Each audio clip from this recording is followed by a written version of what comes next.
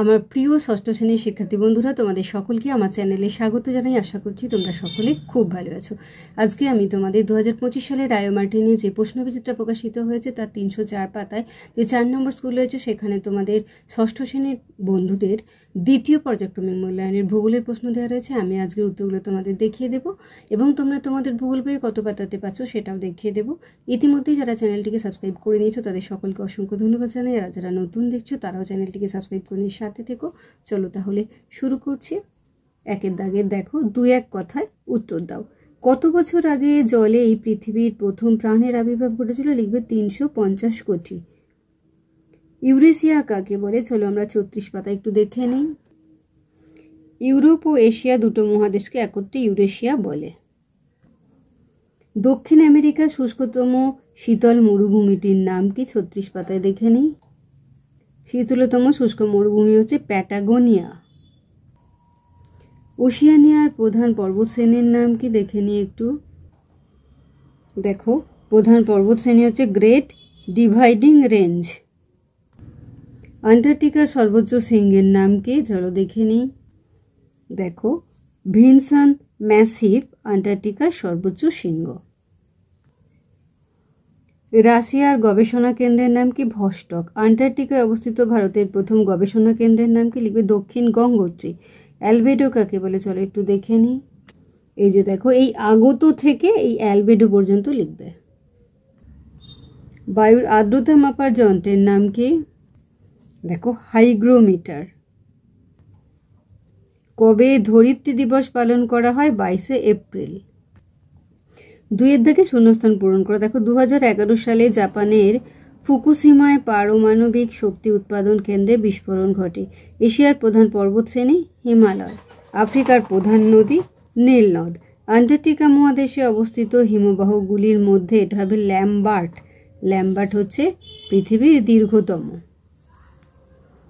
1988 সালের 26শে মার্চ অষ্টম অভিযাত্রী দল 70 কিমি দূরে এটা হবে মৈত্রী নামে আরও একটি গবেষণা কেন্দ্র স্থাপন করে।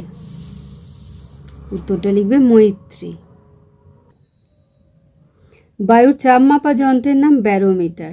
প্রতি 1000 মিটার উচ্চতা এটা লিখবে 6.5 ডিগ্রি সেলসিয়াস হারে তাপমাত্রা কমে যায়।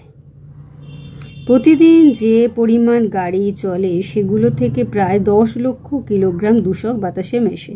বৃষ্টিপাতের পরিমাণ মাপার যন্ত্রের নাম রেনগজ। দক্ষিণ আমেরিকার প্রধান পর্বতশ্রেণী আন্দিজ।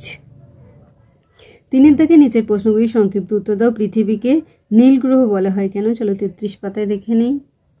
এ দেখো, পৃথিবীর থেকে নীল গ্রহ পর্যন্ত লিখবে।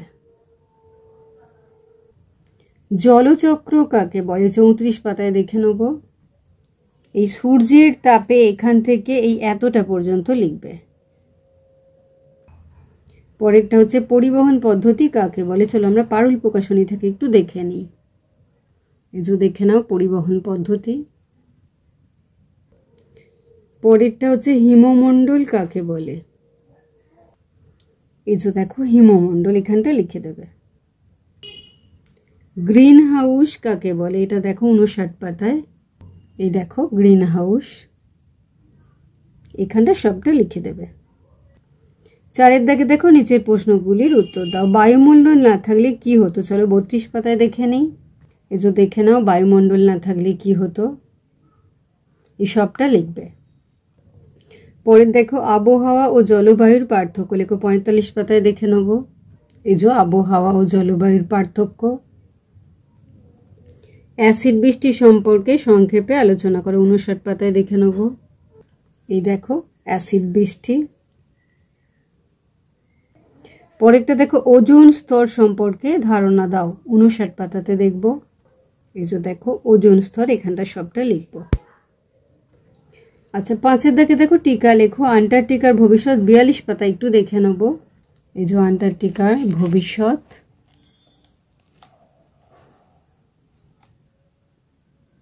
এখানে সবটাই লিখব।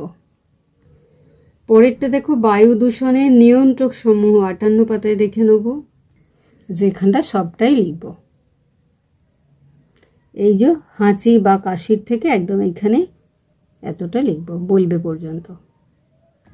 তাহলে আমার প্রিয় ষষ্ঠ শ্রেণীর শিক্ষার্থী বন্ধুরা, আজকে তোমাদের আমি 2025 সালের রায় মার্টিনে যে প্রশ্নবিচিত্রা প্রকাশিত হয়েছে তার 304 পাতায় যে 4 নম্বর স্কুল রয়েছে সেখানে তোমাদের ষষ্ঠ শ্রেণীর বন্ধুদের দ্বিতীয় পর্যায়ক্রমিক মূল্যায়নের ভূগোলের প্রশ্ন দেওয়া রয়েছে। আমি তার উত্তরগুলো দেখে দিলাম। আশা করছি সকলেই বুঝতে পেরেছো। ভিডিওটি দেখার জন্য তোমাদের সকলকে অসংখ্য ধন্যবাদ জানাই। ভালো লাগলে লাইক করো, কমেন্ট করো, বন্ধুদের মধ্যে শেয়ার করো। আগামী দিনে নতুন নতুন ক্লাসগুলো পাওয়ার জন্য অবশ্যই চ্যানেলটিকে সাবস্ক্রাইব করে সাথে থেকো। তোমরা সকলে খুব ভালো থেকো।